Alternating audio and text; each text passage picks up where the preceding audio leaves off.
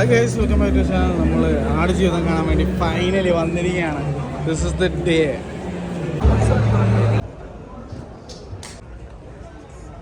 Cinema കണ്ട് വീട്ടിലെത്തി. എൻ്റെ ശബ്ദം ഇടണയാണ്. ഒരു രക്ഷയില്ലാത്തൊരു സിനിമാറ്റിക് അനുഭവമാണിത്. ഈ കാണുന്ന വ്യക്തി ഇദ്ദേഹത്തിൻ്റെയാണ് ഈ ജീവിതം. ഇദ്ദേഹത്തിൻ്റെ ജീവിതത്തിൻ്റെ ഒരു ചെറിയൊരു അംശമാണ് ഈ സിനിമ. ഇദ്ദേഹത്തിൻ്റെ ഈ ജീവിതം ബുക്കായിട്ട് ബെന്യാമിൻ പബ്ലിഷ് ചെയ്തിട്ടുണ്ടായിരുന്നു 2007. അതുപോലും പുള്ളി പറഞ്ഞ ഒരു ലിമിറ്റഡ് കാര്യങ്ങളാണ്. പുള്ളിക്ക് ഇനി ഒരുപാട് പറയാനുണ്ട്, പക്ഷെ അതൊന്നും പുള്ളിക്ക് പറയാൻ പറ്റില്ല. അങ്ങനത്തെ ഒരവസ്ഥയാണ്. അതൊന്നും വെളിപ്പെടുത്താൻ പറ്റാത്ത രീതിയിൽ ദുർഘടന ഏറിയ അത്രയും ദുരിതം അനുഭവിച്ച ഒരവസ്ഥയാണ്. അതിൻ്റെ ഒരു ചെറിയൊരു ഭാഗമാണ് ആ ബുക്ക്. ആ ബുക്കിൻ്റെ ഒരു ചെറിയൊരു ഭാഗം മാത്രമാണ് സിനിമ. കാരണം ഇതൊരു സിനിമയാക്കുമ്പോഴേക്കും പല കാര്യങ്ങൾ അത്രയും റോ ആയിട്ട് കൊണ്ടുവന്നിട്ട് ഓഡിയൻസിലേക്ക് ഇട്ട് കഴിഞ്ഞ് കഴിഞ്ഞാൽ ഓഡിയൻസിന് അത് ചിലപ്പോൾ ഡൈജസ്റ്റ് ചെയ്യാൻ പറ്റില്ല. ഈ മനുഷ്യനും അത് വലിയൊരു ട്രോമ ഉണ്ടാക്കും ചിലപ്പോൾ കാണുമ്പോൾ. അതുകൊണ്ടായിരിക്കാം ബുക്കിലുള്ള കുറേ കാര്യങ്ങൾ ഇതിനകത്ത് ഒമിറ്റ് ചെയ്തിട്ടുണ്ട്. എന്തുകൊണ്ട് ഒമിറ്റ് ചെയ്തെന്നുള്ളത് ഒരു മാനുഷിക പരിഗണന വെച്ച് എനിക്ക് മനസ്സിലാക്കാവുന്നതേ ഉള്ളൂ. അപ്പോഴും ഞാൻ പറയാണ്, ഈ സിനിമ ആ ബുക്കിനോടും ഈ മനുഷ്യനോടും വളരെ നല്ല രീതിയിൽ നീതി പുലർത്തി. ഒരു ഗംഭീരമായ ഒരു വിഷ്വൽ ട്രീറ്റാണ് ഈ സിനിമ. ഓഡിയോ ആയാലും ശരി, സൗണ്ട് മിക്സിങ് ആയാലും ശരി, സൗണ്ട് ഡിസൈൻ ആയാലും ശരി, ഫ്രെയിംസൊക്കെ വേറെ ലെവലാണ്. മലയാള സിനിമ ഇന്നേ വരെ കാണാത്ത രീതിയിലുള്ള കുറേ ഫ്രെയിംസ് ഉണ്ട്. ചില ഫ്രെയിംസ് ലിറ്ററലി സ്ക്രീൻഷോട്ട് ചെയ്ത് നിങ്ങൾക്ക് നിങ്ങളുടെ വീട്ടിൽ കൊണ്ടുവന്ന് മതിലിൽ തൂക്കാം. പക്ഷേ ഇതൊക്കെ നമ്മളെ അത്ഭുതപ്പെടുത്തുമെങ്കിലും ഈ മനുഷ്യനെ അനുഭവിച്ച ഓരോ സാധനങ്ങൾ ഈ സിനിമയിലൂടെ കാണുമ്പോൾ ഉണ്ടല്ലോ. ഇത് ബുക്ക് വായിച്ചവർക്കറിയാം, ഞാൻ ബുക്ക് വായിച്ച ആളാണ്. അതുകൊണ്ട് തന്നെ എനിക്ക് ഇതൊന്നും കൂടി ഞാൻ തിയേറ്ററിലിരുന്ന് സിനിമയായിട്ട് കണ്ടപ്പോൾ എനിക്ക് എൻ്റെ ആഴം വല്ലാതെ എന്നെ കൊണ്ടുപോകുന്നുള്ളതാണ് പറയേണ്ടത്. ഇതൊരു സിനിമയുടെ ഒരു ആസ്പെക്റ്റിൽ നിന്ന് നോക്കിക്കഴിഞ്ഞാൽ ഇപ്പം നമുക്ക് ഭ്രമയുഗം നമുക്ക് കിട്ടി. അതൊരു തുമ്പാട് നമുക്ക് കിട്ടിയ പോലെയാണ് മലയാള സിനിമയ്ക്ക്. ഇപ്പോൾ നമുക്ക് ഒരു ഡ്രാക്കുള കിട്ടിയ പോലെയാണ് ഭ്രമയുഗം. അതേപോലെ തന്നെ മഞ്ഞുമൽ ബോയ്സ് എന്ന് പറഞ്ഞു കഴിഞ്ഞാൽ നമുക്ക് ഒരു 127 hours കിട്ടിയ പോലെയാണ് നമുക്ക് ആ ഒരു സിനിമ നമുക്ക് കിട്ടിയത്. ഇത് ലിറ്ററലി കാസ്റ്റവേ എന്നുള്ളൊരു ഇംഗ്ലീഷ് പടം നിങ്ങൾ ആരെങ്കിലും കണ്ടിട്ടുണ്ടെങ്കിൽ ഈ ആടുജീവിതം നമ്മുടെ കാസ്റ്റവേയാണ്, മലയാള സിനിമയുടെ കാസ്റ്റവേയാണ്. അങ്ങനെ വേണം പറയാൻ. എനിക്ക് അങ്ങനെയാണ് തോന്നിയത്. ഇത് സിനിമ എന്നുള്ള രീതിയിൽ കാണുന്നത്, പക്ഷേ ഇത് സിനിമയ്ക്കും അപ്പുറമാണ്. ഒരു മനുഷ്യൻ്റെ യഥാർത്ഥ ജീവിതത്തിൽ സംഭവിച്ച കാര്യമാണ്. അതെനിക്ക് വേദനയോടെ അല്ലാതെ എനിക്ക് ഈ തിയേറ്ററിൽ നിന്നും ഇറങ്ങി വരാൻ പറ്റിയില്ല. ആ വേദന ഇങ്ങനെ അനുഭവിച്ചതിൻ്റെ 1% പോലും ആവില്ല. എന്നാലും ഞാൻ പറയാണ്, ഒരു ഗംഭീരമായ അനുഭവം. ഹക്കീം എന്നുള്ള ആളെയും ഇബ്രാഹിം ഖാദ്രിയും ഇവരെ ആരെ നിങ്ങൾ ഈ സിനിമ കണ്ടതിന് ശേഷം മറക്കില്ല, നിങ്ങളുടെ ഓർമ്മയിലുണ്ടാവും. അത്ര ആഴത്തിൽ നമുക്ക് അത് കൊള്ളും. ഈവൻ ലാസ്റ്റ് വരുന്ന അറബിയും അതിന് മുന്നത്തെ അറബിയും എല്ലാവരും, നിങ്ങളെല്ലാവരും, നിങ്ങളുടെ ആർക്കെങ്കിലും ഇങ്ങനെയുള്ള ആൾക്കാരെയൊക്കെ എവിടെയെങ്കിലും നിങ്ങൾ കണ്ടിട്ടുണ്ടാവും. ഇദ്ദേഹം അനുഭവിച്ച ഒരു സംഭവം അനുഭവിച്ചവർ വളരെ ചുരുക്കം ഉണ്ടാവുള്ളൂ. പക്ഷേ അങ്ങനെ ആരും അനുഭവിക്കരുതെന്ന് നമ്മൾ കരുതിപ്പോവും. അങ്ങനത്തെയാണ്. പിന്നെ ഈ സിനിമ കണ്ടു കഴിഞ്ഞാൽ വേറൊരു കാര്യം കൂടിയുണ്ട്. നിങ്ങൾ ജീവിതത്തിൽ ഒരിക്കലും വെള്ളം, കുടിക്കാൻ പാകത്തിലുള്ള വെള്ളം വേസ്റ്റ് ചെയ്യത്തില്ല, ഒരിക്കലും വേസ്റ്റ് ചെയ്യത്തില്ല. ഞാൻ എപ്പോഴും നമ്മുടെ ചാനലിലൂടെ പറയാറുണ്ട്, ഫുഡ് ഒരിക്കലും വേസ്റ്റ് ചെയ്യരുത്. അത് കിട്ടാത്ത ആൾക്കേ അതിൻ്റെ വിഷമം മനസ്സിലാവുള്ളൂ എന്നുള്ള. ഈ സിനിമ കണ്ടാൽ നിങ്ങൾക്ക് അത് കൊള്ളും. നിങ്ങൾ ഫുഡ് വേസ്റ്റ് ചെയ്യുന്നവരാണെങ്കിൽ, വെള്ളം വേസ്റ്റ് ചെയ്യുന്നവരാണെങ്കിൽ നിങ്ങൾക്കത് കൊള്ളും. അല്ലാത്തവർക്ക് ഒന്നും കൂടി ഒരു റിയലൈസേഷൻ ആയിരിക്കും. ഈ സിനിമ മസ്റ്റായിട്ട് തിയേറ്ററിൽ പോയി കാണണം എന്നാണ് എൻ്റെ റിക്വസ്റ്റ്. ഇത് എല്ലാ മലയാളികളെന്നല്ല, എല്ലാ മനുഷ്യരും കണ്ടിരിക്കേണ്ട ഒരു ചിത്രമാണ്. അങ്ങനത്തെ ഒരു സിനിമയാണത്. ഇത് ഇത്രയും കാലം എന്തുകൊണ്ട് എടുത്തു, ഇത് എന്തുകൊണ്ട് ഇത്ര ഡിലേ ആയി, അല്ലെങ്കിൽ എന്തുകൊണ്ട് ഇത്ര സമയം എടുത്ത് ഇൻവെസ്റ്റ് ചെയ്ത് ഇതിലേക്ക് ഇത് ചെയ്തു എന്നുള്ളത് മനസ്സിലാക്കാൻ പറ്റും നിങ്ങൾക്ക് സിനിമ കാണുമ്പോൾ. ഇതിലെ ഓരോ ഫ്രെയിംസും ഓരോ ഷോട്ടുകളും ഈ സിനിമ എടുക്കാൻ സഹായിച്ചിരിക്കുന്നത് ഇതിലെ ടെക്നിക്കൽ ആസ്പെക്റ്റ് മാത്രമല്ല, ഇതിലെ നേച്ചറും കൂടിയാണ്. അങ്ങനെ പറയാൻ കാരണം ഈ സിനിമ നേച്ചർ വലിയൊരു പങ്ക് വഹിച്ചിട്ടുണ്ട്. ഇതിൽ CGI ഏതാണ് നേച്ചർ ഏതാണെന്ന് തിരിച്ചറിയാൻ പറ്റാത്ത വിധത്തിൽ പല ഷോട്ടുകൾ എനിക്ക് തോന്നി. ഇതിൽ തെറ്റുകുറ്റങ്ങൾ ഉണ്ടോയെന്ന് ചോദിച്ചു കഴിഞ്ഞാൽ എനിക്കിതിൻ്റെ സോങ്സിൽ ഇതിനകത്ത് നജീബും വൈഫും ആയിട്ടുള്ള ഒരു ലവ് സോങ് ഉണ്ട്. ആ സോങ് എനിക്ക് പേഴ്സണലി അത്ര അങ്ങ് വർക്കായില്ല. അതിൻ്റെ ലിറിക്സും ആ സോങ്ങിൻ്റെ ട്യൂണും ഒക്കെ ആയിട്ട് ഒരു മാച്ച് അല്ലാത്ത വിധത്തിലൊരു ഫീൽ എനിക്ക് തോന്നി. പക്ഷേ ഇതൊന്നും ഈ സിനിമയെ എന്നെ ഒരു രീതിയിൽ എഫക്റ്റ് ചെയ്യുന്നില്ല. ആ ഒരൊറ്റൊരു അത് ഞാൻ ഈ എണ്ണിപ്പെറുക്കി നുള്ളിപ്പെറുക്കി പറഞ്ഞെന്നുള്ള ഒരു സാധനം അല്ലാണ്ട് ഈ സിനിമയിൽ വേറൊരു തെറ്റ് എനിക്ക് പറയാൻ ഒന്നുമില്ല. ഞാൻ ആഗ്രഹിക്കുന്നില്ല പറയാൻ. കാരണം അങ്ങനെയാണ് ഈ സിനിമ. ഈ സിനിമയിൽ ഞാൻ ഒരിടത്ത് പോലും പൃഥ്വിരാജ് എന്നുള്ള നടനെ ഞാൻ കണ്ടില്ല.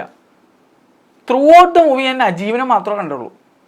ഒരു നടനെ സംബന്ധിച്ച് ആൾക്ക് അറ്റൈൻ ചെയ്യാവുന്നതിൻ്റെ പ്രൈമാണ് ഇതിൽ പൃഥ്വിരാജ് അഭിനയിച്ചു വരിക്കുന്നത്.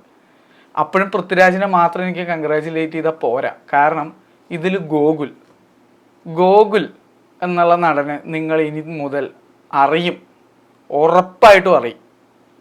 കാരണം ഇതിനകത്തുള്ള ഹക്കീം എന്നുള്ള ക്യാരക്ടർ പുള്ളി ചെയ്തു വെച്ചിരിക്കുന്ന കാണണം.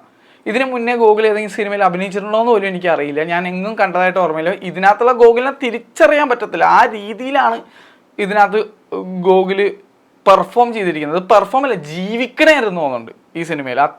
അത്രയും ഗോകുലിൻ്റെ ഈ സിനിമയിലെ ഒരു ട്രാൻസ്ഫോർമേഷൻ ഉൾപ്പെടെ എത്രത്തോളം പൃഥ്വിരാജ് ട്രാൻസ്ഫോർമേഷൻ നടത്തിയോ അത്രയും തന്നെ ഗോകുലും ചെയ്തിട്ടുണ്ട്. ഈ സിനിമ ഒരു സംഭവമാണ്. This movie will definitely create history, mark my words. ഈ സിനിമ ലോകമെമ്പാടും എല്ലാവരും കാണും. ആസ്വദിക്കാൻ പറ്റില്ല ഈ സിനിമ, അത് ഞാൻ ഉറപ്പ് തരുന്നു. ഇത് ഒരു രീതിയിൽ ആസ്വദിക്കാൻ പറ്റുന്നൊരു സിനിമയല്ല. ഈ സിനിമ എന്നൊരു നൊമ്പരമായിരിക്കും. എനിക്കങ്ങനെയാണ് ഫീൽ ചെയ്തത്. പക്ഷേ ഈ സിനിമ എല്ലാവരും അംഗീകരിക്കും. ഈ സിനിമ ലോകമെമ്പാടും എല്ലാ ഡയറക്ടേഴ്സും ആക്ടേഴ്സും പല ഭാഷ പല മേഖലയിലുള്ള ആൾക്കാർ ഈ സിനിമ കണ്ട് ഈ സിനിമയെ അംഗീകരിക്കും. അതെനിക്ക് ഉറപ്പാണ്. അതുപോലെയാണ് ഈ സിനിമ എടുത്തു വച്ചിരിക്കുന്നത്. This is text book material. ഈ സാധനം എടുക്കുക. നിങ്ങൾ ഒരു നടനാവാൻ ആഗ്രഹിക്കുന്ന ആളാണെങ്കിൽ, ഒരു ഡയറക്ടർ ആവാൻ ആഗ്രഹിക്കുന്ന ആളാണെങ്കിൽ, ഒരു സിനിമാറ്റോഗ്രാഫർ ആവാൻ ആഗ്രഹിക്കുന്ന ആളാണെങ്കിൽ ഇത് കൊണ്ട് ഞങ്ങൾ നിങ്ങളുടെ ലൈബ്രറിയിൽ സൂക്ഷിക്കുക. ഇതിൻ്റെ ഒരു കോപ്പി ഇറങ്ങുമ്പോഴേക്കും ഇതിൻ്റെ ഒഫീഷ്യൽ കോപ്പി നിങ്ങൾക്ക് പർച്ചേസ് ചെയ്യാൻ പറ്റിയ എടുത്ത് വെച്ചോ. കാരണം ഇത് ലിറ്ററലി സ്റ്റഡി മെറ്റീരിയലാണ് ഈ സിനിമ. എനിക്ക് അത്ര ഇഷ്ടപ്പെട്ടു. ഗംഭീരമായ ഒരു സിനിമാറ്റിക് അനുഭവം.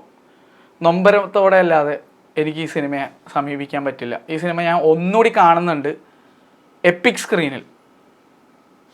നമ്മുടെ നാട്ടിൽ ഈ സിനിമ കാണാൻ പറ്റുന്നതിൽ ഏറ്റവും ഉന്നതി നിൽക്കുന്ന ഒരു തിയേറ്ററാണത്. ആ തിയേറ്ററിൽ ഈ സിനിമ ഉണ്ടെന്ന് അറിഞ്ഞുകൊണ്ട് ഞാൻ ഈ സിനിമ കാണുന്നതിന് മുന്നേ തന്നെ ഒരു 3 ദിവസം മുന്നേ ഞാൻ ബുക്ക് ചെയ്തിട്ടുണ്ട്. അപ്പോൾ നാളെ അത് കാണുന്നതായിരിക്കും. എന്നിട്ട് അതിൻ്റെ അനുഭവം കൂടി ഞാൻ പറയും. പക്ഷേ ഈ സിനിമ കാണാൻ പോകുമ്പോഴും എൻ്റെ മനസ്സിൽ ആ നൊമ്പരത്തോടെ തന്നെയാണ് ഞാൻ പോകുന്നത്. നജീബ് എന്നുള്ള ഈ മനുഷ്യനെ അനുഭവിച്ച യാതന ഒരു മനുഷ്യനും ജീവിതത്തിൽ ഇങ്ങനെയൊരു സാഹചര്യത്തിലൂടെ കടന്നു പോകരുതെന്ന് മനസ്സുകൊണ്ട് ഞാൻ ആഗ്രഹിക്കുന്നു.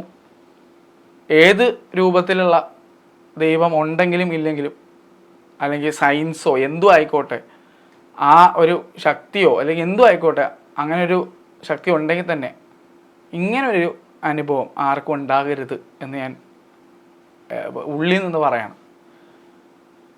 ഈ സിനിമയുടെ ആസ്പദമാക്കി, അതായത് ഈ സിനിമ എന്തിനെ ആസ്പദമാക്കിയാണ് ചെയ്തതെന്നത് നിങ്ങൾക്ക് ഓൾമോസ്റ്റ് എല്ലാവർക്കും അറിയാം. ഞാൻ ഓൾറെഡി പറഞ്ഞിരുന്നു. ആടുജീവിതം എന്നുള്ള ബുക്കിനെ ബേസ് ചെയ്തിട്ടാണ് ബെന്യാമിൻ്റെ. ആ ബുക്ക് വായിക്കാത്തവരുണ്ടെങ്കിൽ തീർച്ചയായിട്ടും ഈ സിനിമ കണ്ടതിന് ശേഷം മാത്രം ഒന്ന് വായിക്കുക. എന്തായാലും ഇപ്പോൾ സിനിമ വന്നല്ലോ, സിനിമ കണ്ടതിന് ശേഷം അതൊന്ന് വായിക്കുക. അപ്പോൾ നിങ്ങൾക്ക് നജീബിൻ്റെ കുറച്ചും കൂടി ആഴത്തിലുള്ള കാര്യങ്ങൾ നിങ്ങൾക്ക് അറിയാൻ പറ്റും. പുള്ളി അനുഭവിച്ചത് പുള്ളിക്ക് മാത്രമേ അറിയുള്ളൂ. ഈ സിനിമയുടെ ഒരു ഭയങ്കര ഫേമസ് ആയിട്ടുള്ള ലൈൻ ഉണ്ട്, അത് ഞാനിവിടെ പറയുന്നില്ല. അത് ആ ബുക്കിലും ഉണ്ട്. അത് തന്നെ അങ്ങനെ തന്നെ, unless you go through it you won't understand it or you won't believe it. അതാണ് അതിൻ്റെ ഇംഗ്ലീഷ് തർജ്ജിമ എന്ന് വേണേൽ പറയാം. ഞാൻ അങ്ങനെ ലിമിറ്റഡ് ആയിട്ട് പറയുകയാണ്. നിങ്ങൾ എന്തായാലും ഈ സിനിമ മസ്റ്റായിട്ട് തിയേറ്ററിൽ കാണണം. ഇവിടെ മസ്റ്റായിട്ട് തിയേറ്ററിൽ കാണണം. ഈ സിനിമ നിങ്ങളെ പിടിച്ചൊന്ന് കുലുക്കും. നിങ്ങൾ മനുഷ്യനാണെങ്കിൽ, നിങ്ങൾക്ക് അനുകമ്പ, ദയ, സ്നേഹം, അങ്ങനെ ഒരു സംഭവം നിങ്ങളുടെ മനസ്സിലുണ്ടെങ്കിൽ എന്തായാലും ഈ സിനിമ നിങ്ങളെ ഒന്ന് പിടിച്ചു കുലുക്കും. അങ്ങനത്തെ ഒരു സിനിമയുടെ അങ്ങനത്തെ ഒരു പടം. ഈ സിനിമയുടെ ഫ്രെയിംസുകൾ എനിക്ക് എത്ര പുകഴ്ത്തിയാലും മതിയാവില്ല. ഈ സിനിമ എടുക്കാൻ ഇവർ അണ്ടർഗോ ചെയ്ത എല്ലാ ബുദ്ധിമുട്ടുകളും നമ്മൾ കേട്ടിട്ടുണ്ട്. പക്ഷേ hard work always pace of. അത് ഈ സിനിമ കണ്ടു കഴിയുമ്പോൾ നിങ്ങൾക്ക് മനസ്സിലാവും. അതുമാത്രമല്ല, അവരുടെ ബുദ്ധിമുട്ടുകൾ ഈ മനുഷ്യൻ അനുഭവിച്ചതിൻ്റെ വെച്ച് നോക്കുമ്പോൾ ഒന്നുമല്ല. ഇത്രയും ബുദ്ധിമുട്ടി ഈ സിനിമ എടുക്കാൻ എന്തെങ്കിലും ഒരു ശക്തി ഉണ്ടെങ്കിൽ അത് അങ്ങനെ ചെയ്യിപ്പിച്ചത് ഈ മനുഷ്യൻ്റെ ബുദ്ധിമുട്ടിൻ്റെ ആഴം ഇവർക്ക് മനസ്സിലാക്കി കൊടുക്കാനും അതിനോട് നീതി പുലർത്താനും ആയിരിക്കും എന്ന് ഞാൻ വിശ്വസിക്കുന്നു. ഒരു രക്ഷയില്ല, കിടിലം പടമാണ്. ഞാൻ വേറെ ഒന്നും പറയണില്ല, നിങ്ങൾ പോയി കാണാം. ഞാൻ വേറെ ഒന്നും പറയുന്നില്ല, കിടിലം പടം എന്നാണ് എൻ്റെ അഭിപ്രായം. ഒരു രക്ഷയില്ലാത്ത സിനിമാറ്റിക് അനുഭവമായിരുന്നു. അതിൽ കുറഞ്ഞ് എനിക്ക് ഒന്നും പറയാനില്ല. Prithviraj, my brother, you have taken Malayalam cinema to an another level. Thank you for Aadujeevitham. Blessy as a director, ഇതാണ് കംബാക്ക്. നിങ്ങൾ എന്തുകൊണ്ട് ഈ കംബാക്കിന് ഇത്രയും സമയമെടുത്തു എന്ന് എനിക്ക് കൃത്യമായി മനസ്സിലായി. ചറപറ മലയാള സിനിമ ഇറക്കുന്നതിന് പകരം ഇതുപോലെ ക്വാളിറ്റി വർക്ക്സ് ഇറക്കാനാണ് ഇത്രയും സമയമെടുത്തത്, ഇത്രയും ക്ഷമ കാണിച്ചതെന്ന് എനിക്ക് മനസ്സിലായി. Your back with a bang. ഒരു രക്ഷയില്ല, കിട്ടിയില്ലം പടം, കിട്ടിയില്ലം പടം. ഇതിലെ സിനിമാറ്റോഗ്രാഫറിൻ്റെ പേര് ഞാൻ എടുത്തു പറയുന്നു, സുനിൽ KS. കമ്മാര സംഭവം, തീർപ്പ് ഒക്കെ സിനിമാറ്റോഗ്രഫി കൈകാര്യം ചെയ്ത ആളാണ്. Edited by A. Sreekar Prasad. കിഡിലൻ എഡിറ്റിംഗ് ആയിരുന്നു, കിഡിലൻ എഡിറ്റിംഗ്. ബാക്കിയുള്ളവർ ഓൾമോസ്റ്റ് ഞാൻ എല്ലാവരും പറഞ്ഞു. Distributed by Prithviraj productions in Malayalam, red giant movies in Tamil, Mythri movie makers in Telugu, Hombale Kannada, AA films Hindi. 80 കോടി രൂപ എടുത്താണ് ഈ സിനിമ നിർമ്മിച്ചിരിക്കുന്നത്. ഇത് 500 കോടി അടിക്കേണ്ട പാടാണ് എൻ്റെ അഭിപ്രായത്തിൽ. ഇത്രയും ഭാഷയിൽ ഇറങ്ങിയിരിക്കുന്നുണ്ട്, 6ഓളം ഭാഷയിലുണ്ട്, ഇൻക്ലൂഡിങ് ഇംഗ്ലീഷ്. ദിസ്